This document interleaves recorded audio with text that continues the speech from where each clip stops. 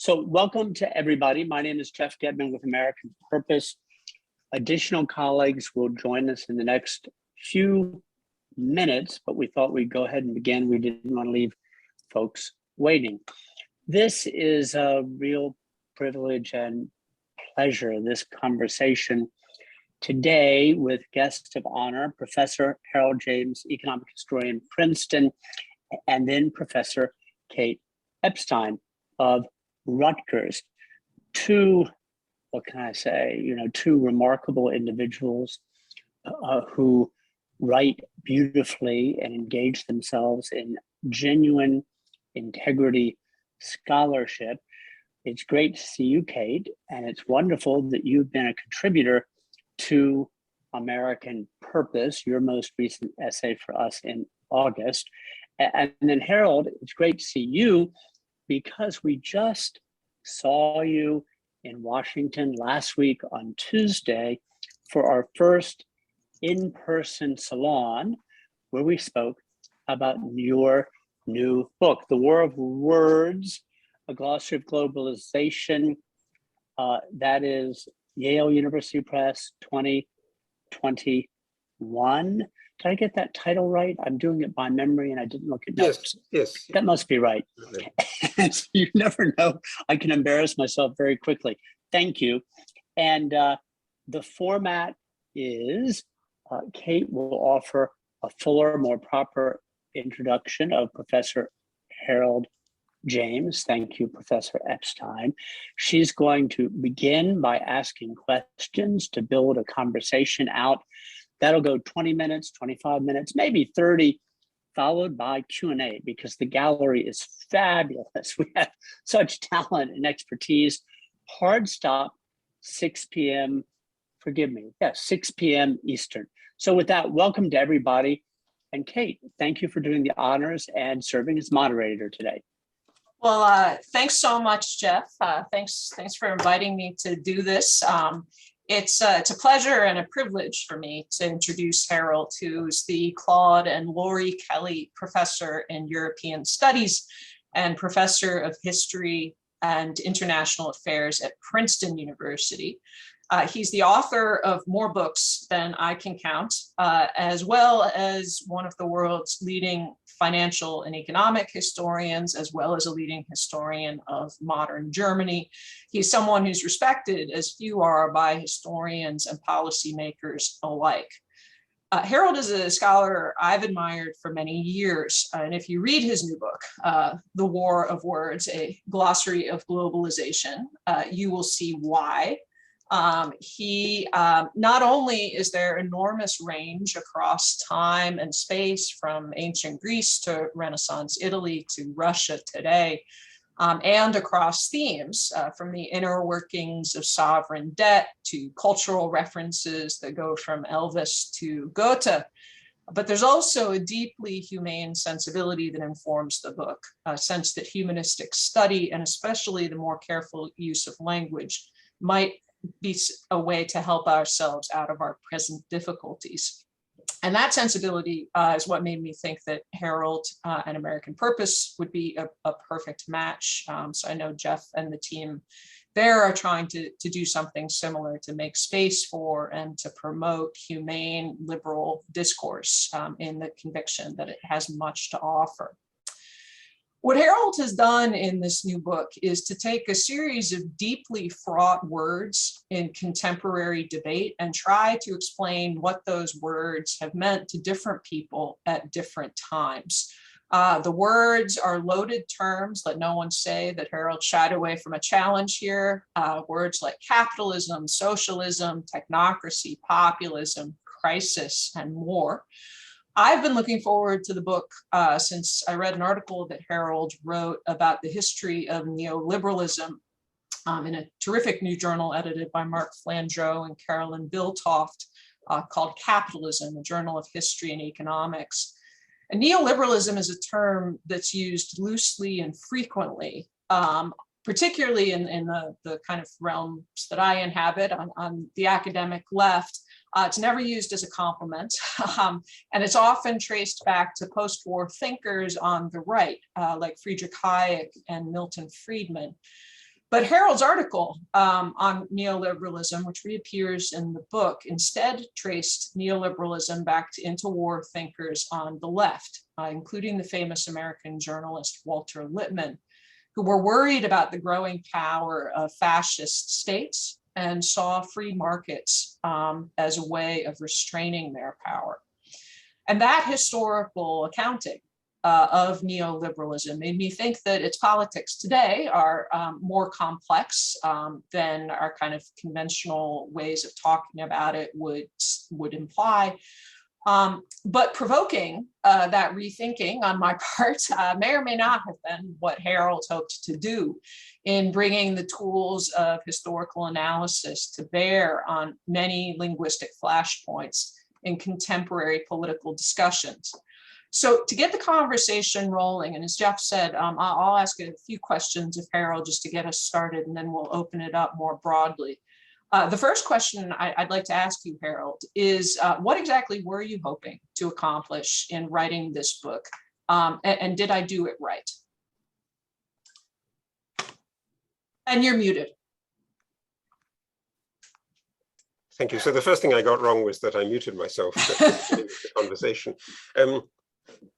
Indeed, you know, when I grew up in the 1970s in Cambridge, there was a very, very inspirational book that Raymond Williams did called Keywords, with short essays. And you know, the idea was to produce more coherent, more effective thinking. And you know, that theme of keywords, you know, as I see on the Zoom conversation, my colleague and friend Dan Rogers, who did a really wonderful book, Contested Truths, Keywords in the American political context.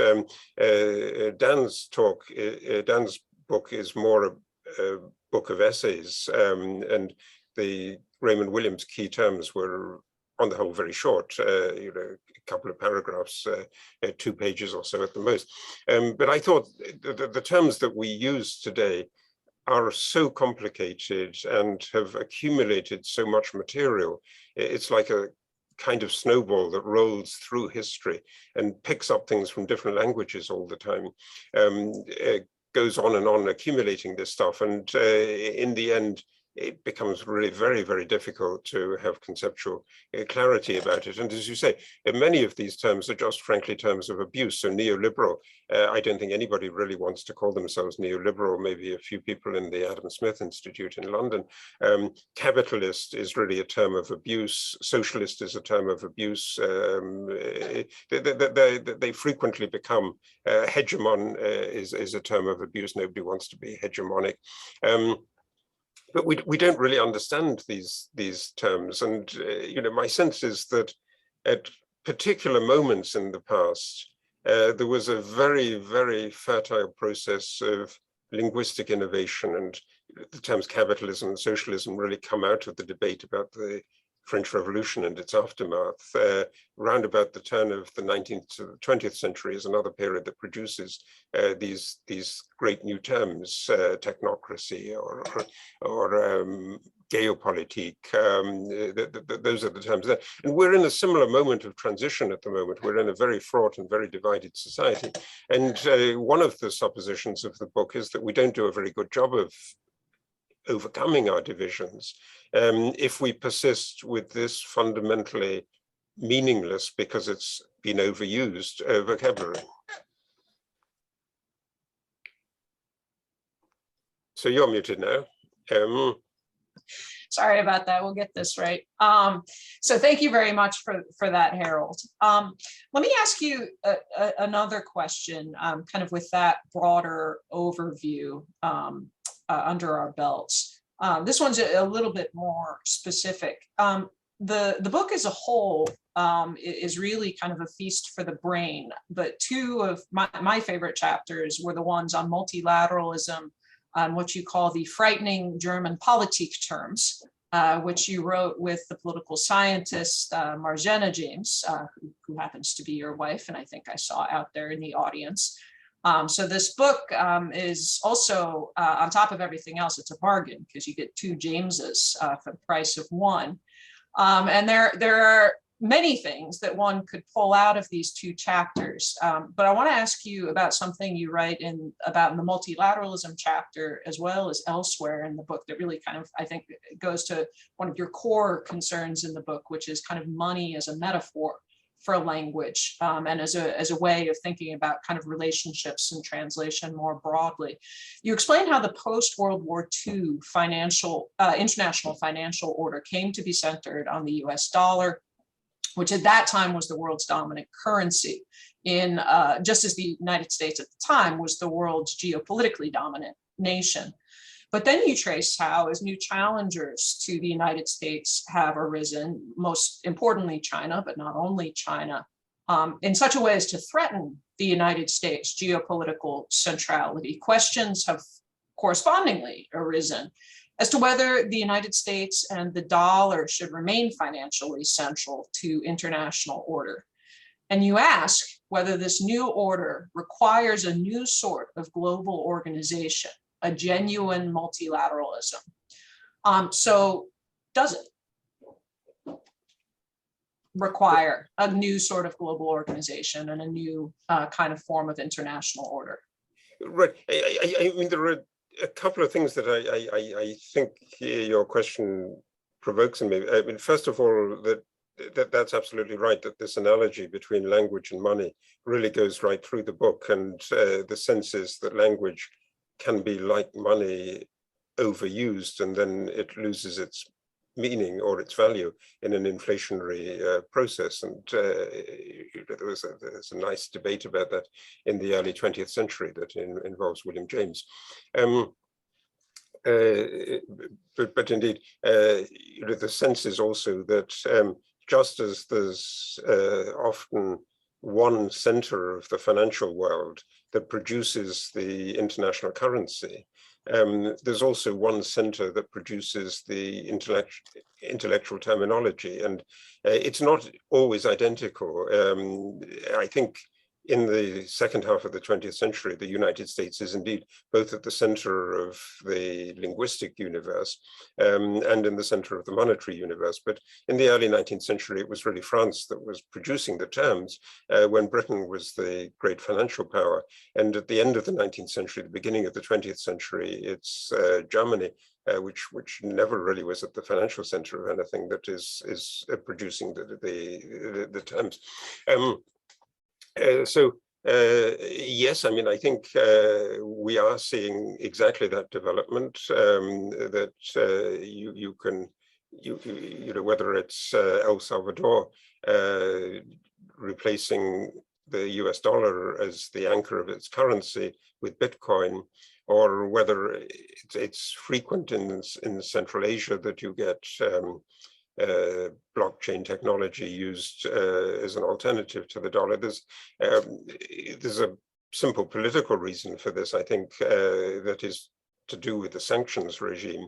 And the US dollar and financial transactions were used effectively against a small country, against North Korea.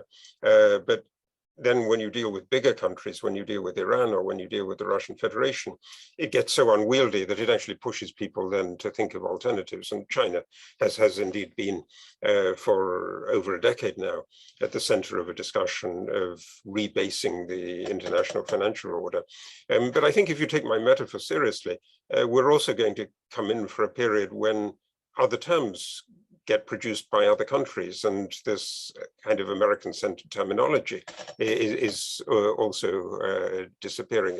You know, I think describing the Chinese economy in terms of either capitalism or socialism is a kind of fundamentally futile exercise. It's neither of those. There are market elements to it, but there is a central state direction of it. But there's above all use of IT in a mechanism of social and political control that is completely new and really needs a new language. So you know, we have, I think, a need for thinking about money in a new way, but we have a need also for thinking about terms in a new way. Thanks. And that actually leads me to, I think, probably the last question I'll ask before we open it up for discussion, just to try to get a little more of the richness of the book out here for people to think about and ask questions about. Which you just touched on, which is that China is doing things with IT that kind of require a new conceptual map, new conceptual terminology to make sense of. And you also I mean, it's a recurring theme in the book, the kind of dematerialization, you call it, of a lot of physical trade, that the trade in actual goods is going down. But that the volume, you have a very arresting statistic about how much the volume of cross-border internet flows has increased, even as the volume of cross-border global trade flows has slowed. And you write at one point that in the future, you think that access to information is going to be as, if not more important than access to physical resources. So can you talk just a little bit more about sort of the way that relationship is evolving, why you think it's moving in the direction that it is, and what some of the implications of that move might be? So I believe this process was already underway in 2020, but it's been vastly accelerated by the experience of the pandemic and the sense that in order to deal with a pandemic, we need a lot of information, and finding out where there are centers of infection, where the virus is spreading, where it's not spreading, is crucial. I mean, in general, I was struck also by how in the course of the last 30, 40 years, when we think of the reasons for increased inequality and increased discontent and an increasingly fragmented society, we think about things that have become more expensive, even in a period of overall price stability. We think about housing, where it becomes unaffordable to be in big city centers. We think about education, which is becoming more and more expensive. And we think about healthcare. And those are exactly the areas where digitization and new communications are going to offer really effective ways of providing effective services at a lower cost. So healthcare, if you think of what digitization can do, we've had a little taste of it in the pandemic with telemedicine.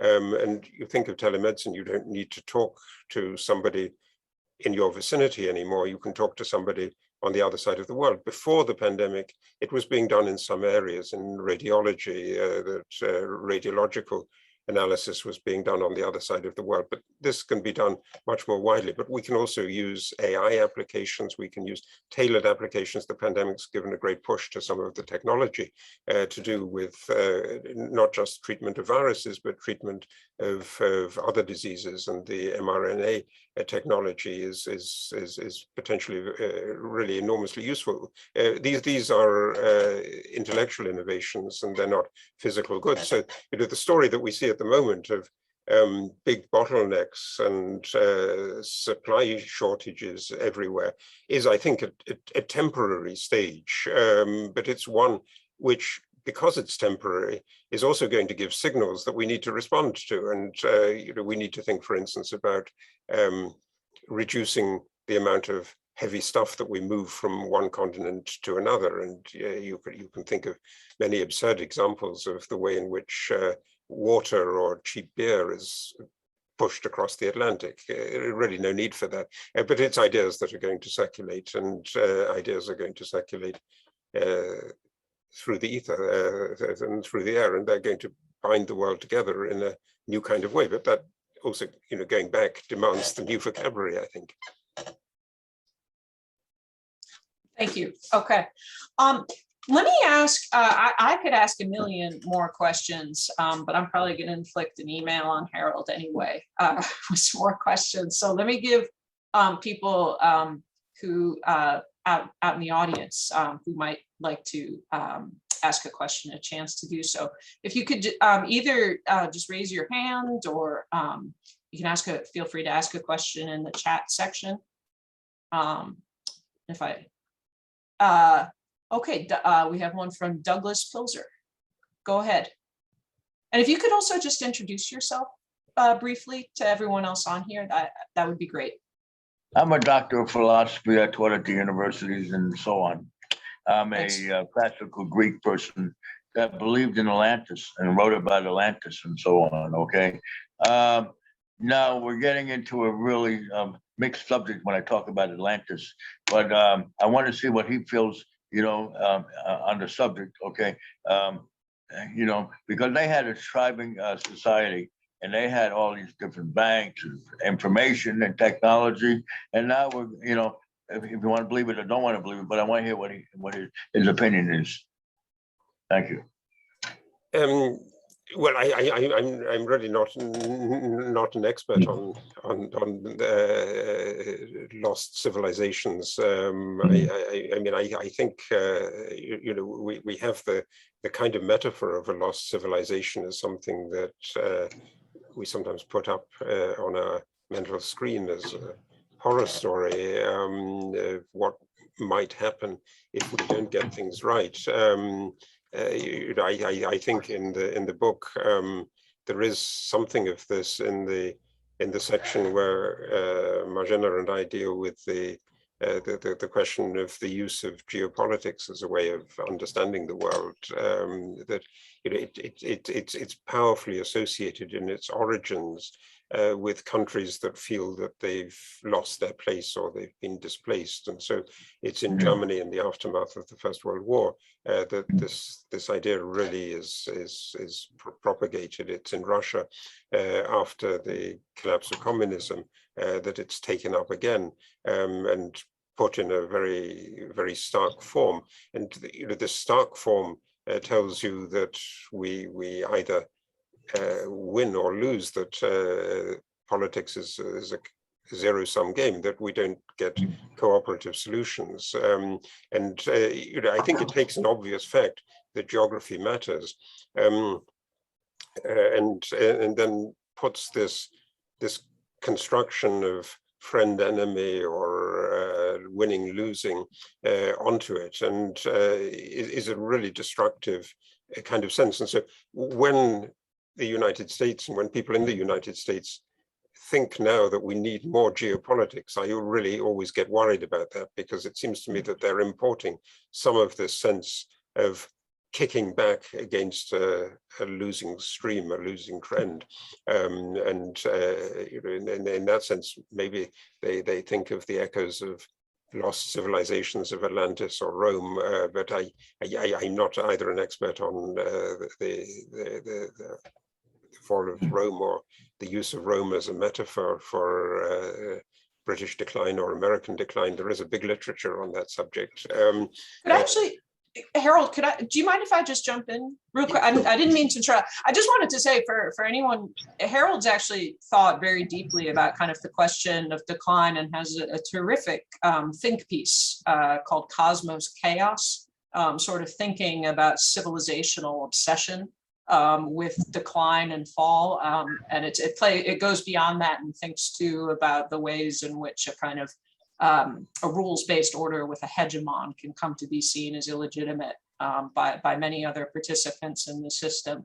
I saw kind of echoes of that article, Harold, in the book. But if you want a sort of, a really nifty kind of compact treatment of that, there's this piece, Cosmos Chaos, is really terrific. Well, thank you, Kate. Yes, I think there is an echo of that in the book. That it's one of the things that goes with the process of verbal inflation and the sense of losing out. Right. That you also think that you're losing out in the world, and that you then don't want to play by rules anymore, but you try to tweak the rules instead, and that ends up by destroying the faith of everybody, the confidence of everybody in multilateral order. Great, thank you. Let me get Avi Tucker. Thank you.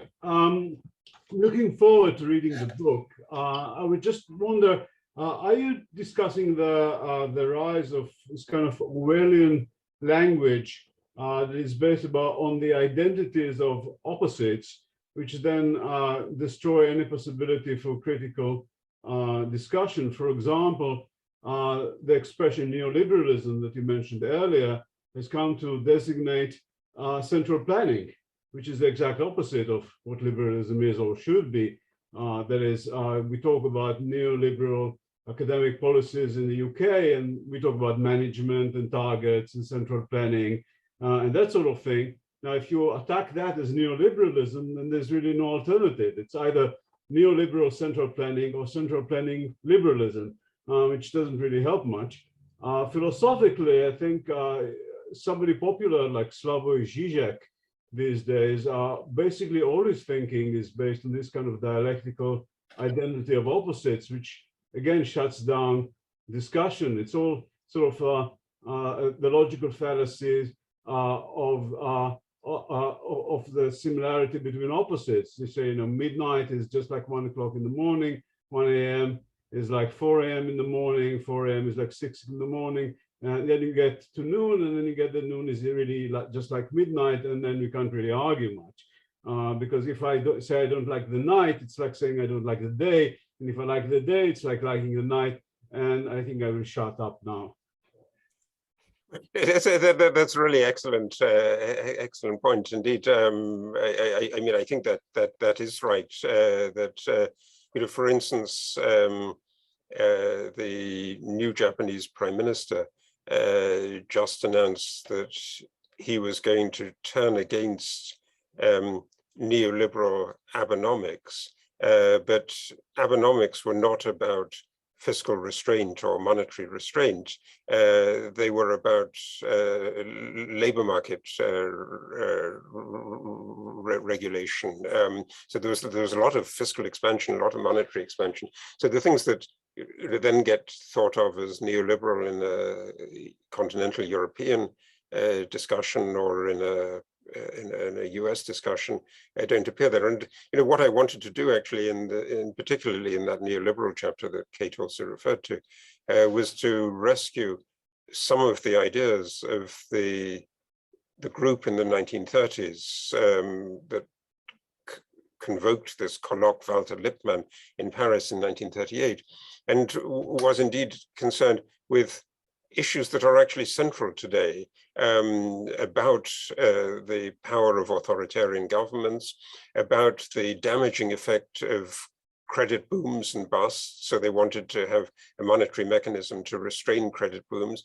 And finally, and most important, what they really insisted on was an effective enforcement of competition policy. And the competition policy, I think, is going to be at the center of debates. And we're seeing that, I think, when you think about the current controversies over Facebook, discussions about Google, about Amazon, about the Chinese analogs of those big American tech giants. Dealing with the tech giants is a task for competition policy, and it requires reinventing competition policy because it's a different kind of competition that's being abused in 2021 than it was in interwar Europe, where it was about big manufacturing syndicates and cartels, and where they were also very pernicious, but they work in a different way than monopolies or restrictive practices that are about restricting access to information, restricting access to algorithms, and consequently they need to be dealt with and thought about in a very, very different way. Okay, thank you. We've got two questions in the queue, actually. One, which I'll came in first, is from H.G. Calloway, and then Dan Rogers has a question as well. So let me read out Dr. Calloway's question. This is coming from a philosopher of language. I wonder about the approach to language and interpretation, he writes. I'm sympathetic to the named problem of mixing of languages. Can we expect, for instance, some discussion in the book of later Wittgenstein and the relation of meaning to linguistic usage and cultural practices? I'm really concerned with a limited subset of terms. So all the terms that I'm thinking about in this book are really concerned with the debate about what the impact of opening is, of globalization, if you like, of movement of ideas as well as of goods and monies and peoples. So I think Wittgenstein gets one index entry, William James gets one index entry, but then they're not at the center of the concern of the book. But I am really deeply interested in the way that particular terms travel across political boundaries and then get taken up and used elsewhere. And in particular, I think many of the terms that evolved in the context of early 20th century Germany then get transported across the Atlantic with the emigration of intellectuals, of persecuted socialists, of Jews in the 1930s and 40s, but that's a subset of this broader tendency of ideas to leap across frontiers. So no, I don't go into linguistic philosophy in the book. It's as it were a handbook for the jargon that people use when they think about the globalization debates.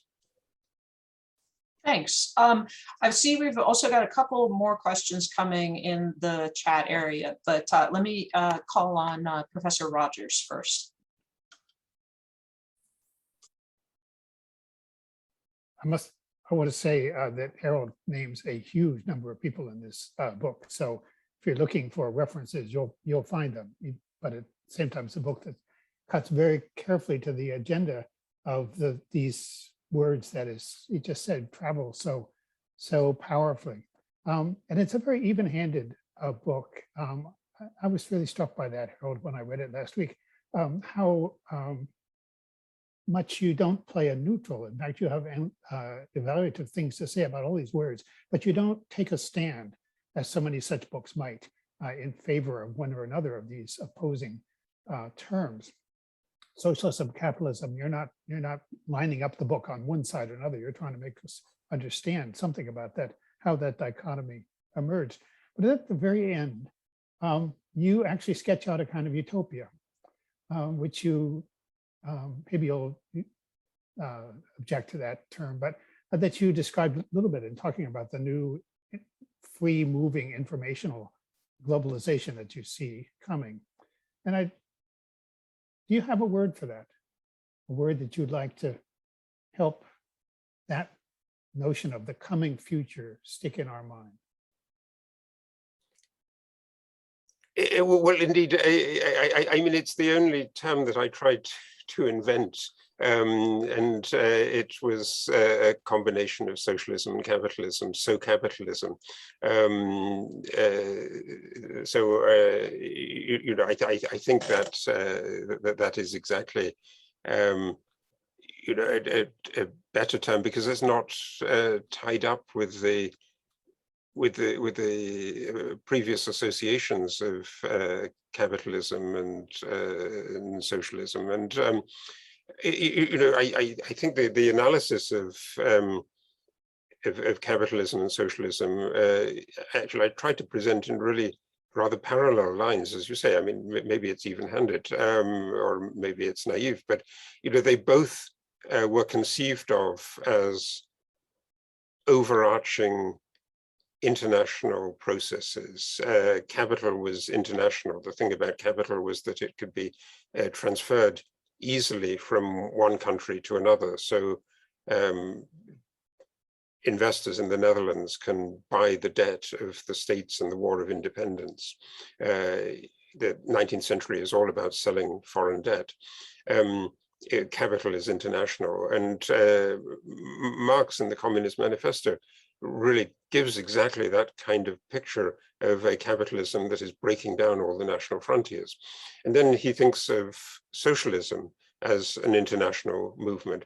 But we don't really think enough that capitalism, as it's as actually practiced depends on all kinds of rules, laws that are set by national legislators, property regimes that are peculiarly different.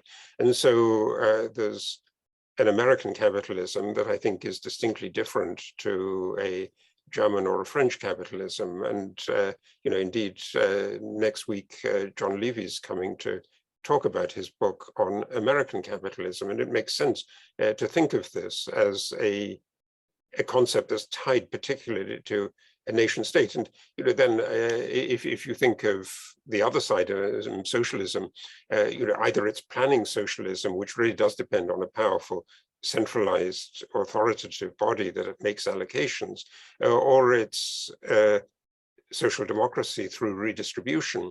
But that also depends on a national fiscal system, and we're not going to internationalize that. And so, both these terms really don't meet the kind of reality of a world that is moving across boundaries all the time and moving money as well as ideas across boundaries, information as well as ideas across boundaries. And so that's why I thought, I'm obviously not as inventive as Walter Lippmann. If Walter Lippmann were here, he would produce a great term for this. And one of the things that he did in the middle of the 20th century was to spew out these terms that then became really essential for the political dialogue. I think we do need to do that, but I'm probably not the person to think of the new political terminology. It would be another exercise there. Okay, thanks. There's a question in the chat area, and I apologize in advance if I'm butchering pronunciation here, from Rainier Famula, asking whether ordoliberalism, as developed by the Germans, plays any role in your discussion in the book. I can say that the answer is yes, but Harold, if you could explain how and why. Yes, it does. I mean, it's a variant of that neoliberal turn in the 1930s, and it's really produced as a response to authoritarianism of the right, fascism, authoritarianism of the left, Soviet communism, and the weakness of the regimes in between that took on aspects of either the fascist or the communist solution. And what they identified very nicely, I think, was that where the ordoliberal tradition really has a lot to tell us is that they thought very much in terms of a framework of rules that needed to be universally applicable. And that if instead of that, you moved away to a command system or an allocative system, you inevitably got the room for distinctions and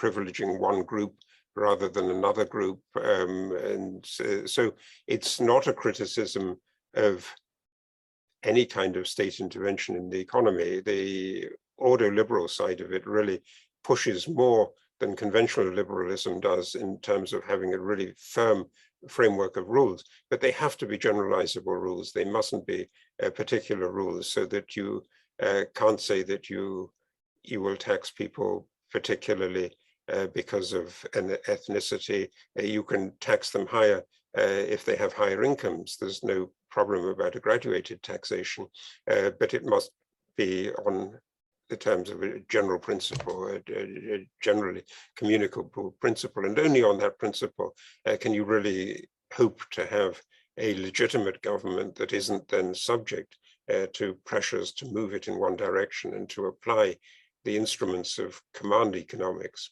in order to game the system and to get favorable outcomes. And it's a kind of ideal because people are always gaming economic systems and trying to work around rules and inventing generalizable rules is by no means as easy as you might suppose, and particularly in the modern context of the data age, it becomes much more difficult. But I think you can think of principles about protection of privacy, but also of non-discrimination in the provision of data that actually could really be usefully built up on this kind of approach. Thank you. The next question actually is kind of just on that point. It's from Sheila Lawler, who writes, you mentioned that you saw competition policy as key to future developments. How can we reconcile effective competition policy with IP rights?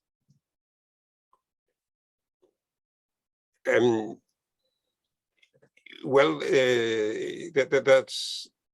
that's really I think a absolutely critical issue, and the answer is that they're actually not easily reconcilable. The overextension of the concept of intellectual property is exactly the foundation of the building of the giant tech monopolies that we have today. And so pricing those monopolies open depends on the surrender of large amounts of intellectual property. Now, that doesn't mean that you shouldn't say that if you invent a new medicine, you can patent that for some time. That's entirely reasonable, and it's the way in which an incentive system will operate in terms of research. But what you can't, I think, say is that the algorithm which makes critical decisions is part of an intellectual property and hence can't be divulged. It's that kind of intellectual property that where the expansion of the concept of property. I mean, we're talking about terms that have expanded in their meaning too much, and this is surely one of them. Thanks, Harold. I mean, this is a subject that fascinates me because, as you know, I am interested in kind of the history of intellectual property and patents. And patents begin. I mean, it's a monopoly. I mean, and they have been critiqued for hundreds of years on the grounds that they are anti-competitive monopolies, which violate sort of fundamental precepts of kind of good social order and liberalism. And that the question from Sheila Lawler makes me think of a sort of a question that was running through my mind as I was reading the kind of conclusion to your book, Harold, where you really sort of think about the future and offer some of your own ideas. The turn from the kind of historical accounting to, where do we go from here? And you envision all of these ways in which information technology, sort of properly used, could make the world better. Telemedicine is one, education is another. But you're also, clearly sensitive to the question of privacy, alongside the need for competition. Indeed, competition policy and antitrust, I mean, is a recurring theme throughout the book, because so many of the thinkers you write about have thought deeply about it. But my question is kind of how do you reconcile this sort of in some ways frictionless world that you imagine of greater and more accessible data with privacy? How do you prevent the agglomeration of basically of information monopolies? Yeah. Well, there's no reason why they have to be monopolies, and I think that's actually a legitimate function of governments or of universities or foundations or international institutions. So, as an example of that, I would think of the really stunning collaboration of the Harvard economist Raj Chetty with the IRS in order to really get micro data on the precise social composition of particular areas. And you can do it by districts. I can look at my area in Princeton and see what the average earning is there. But you can't identify what I earn on the basis of Chetty's data, which is publicly available. And you probably shouldn't be able to do that. But the detail is granular enough in order to give the possibility of precise interventions. So if you're thinking of poverty relief or dealing with areas of cities where there are no adequate services and the access to groceries or to financial services is poor, this is exactly the kind of data that you need. And it can also be used for health data in the same way. I mean, in fact, it's exactly what you would want to know if you're dealing with not just epidemic disease, but also long-term disease.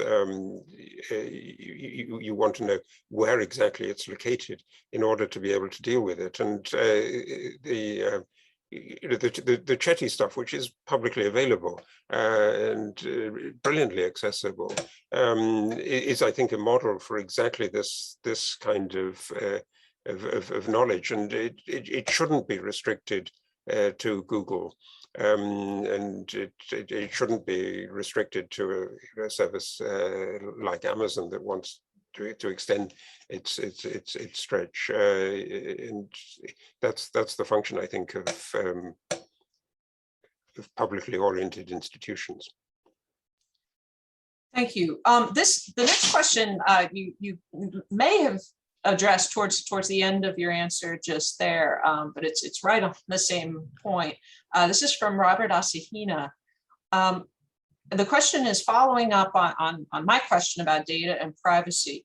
You mentioned universalist ideas or ideals bumping up against national laws and rules, the reality of a world that's moving information and money and ideas across national boundaries.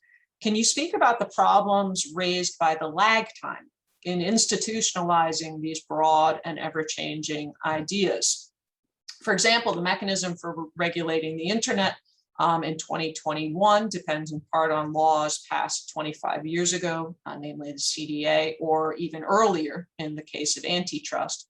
So how do you see rule and lawmaking institutions keeping up with such quickly changing technologies and the ideas that express them?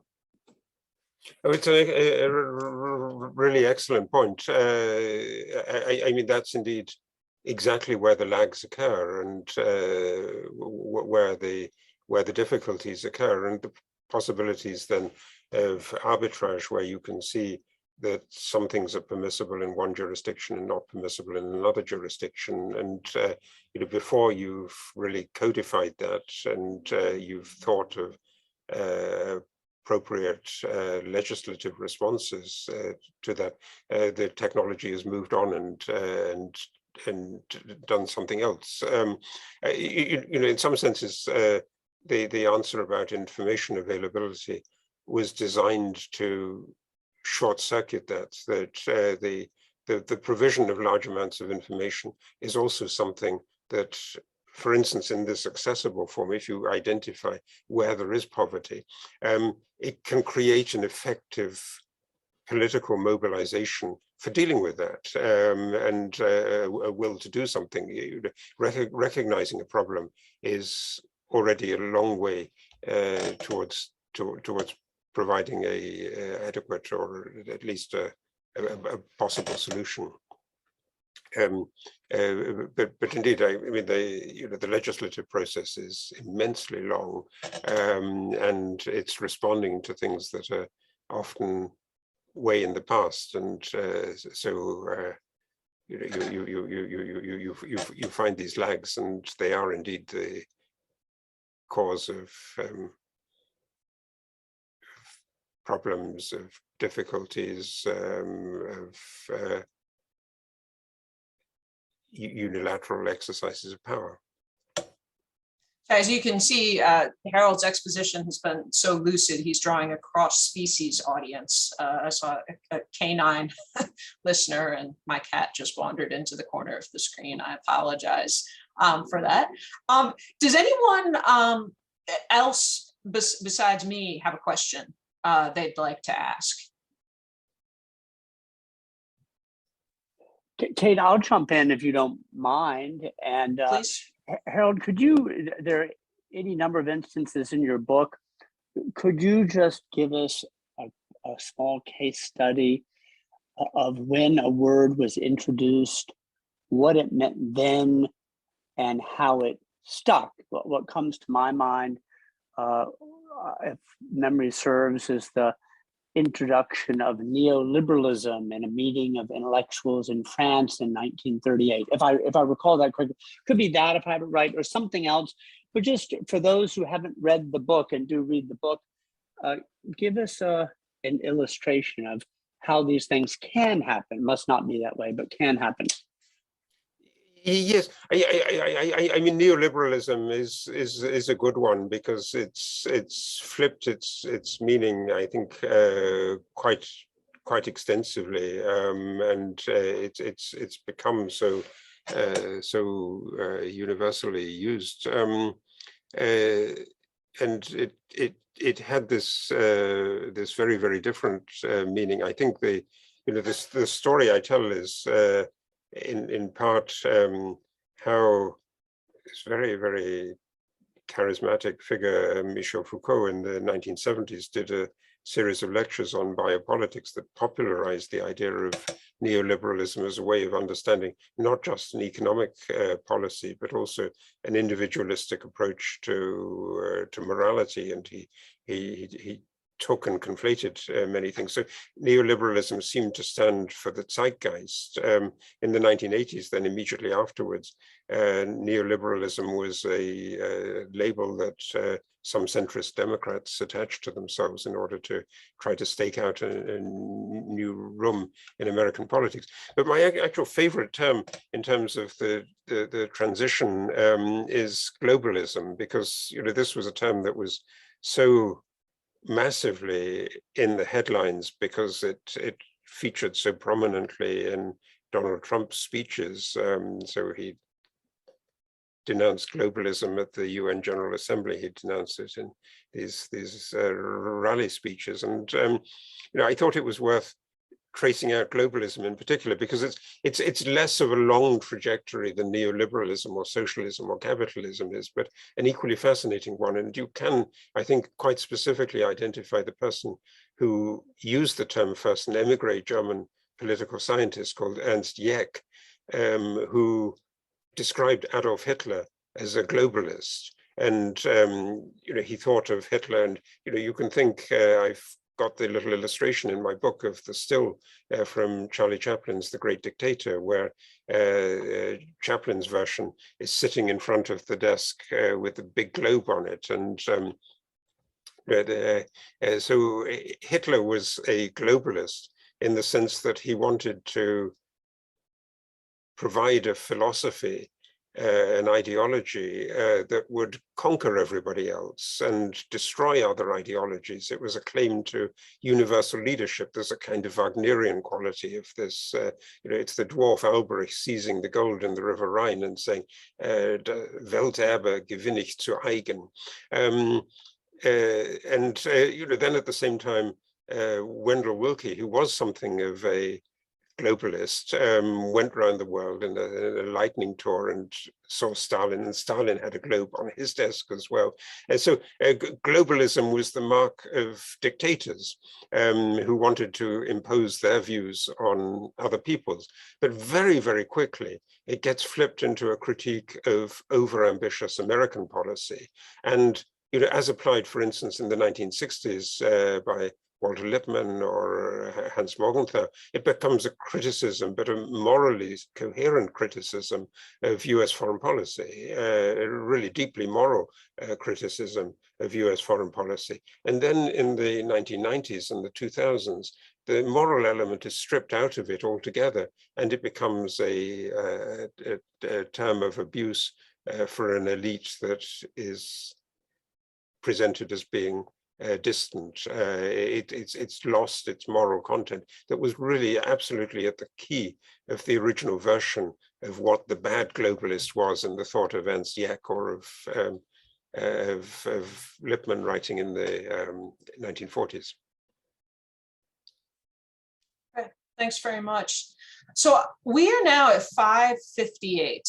And I know Jeff wants to end at 6 o'clock sharp. And rather than incur his wrath, I think I will wind us up here.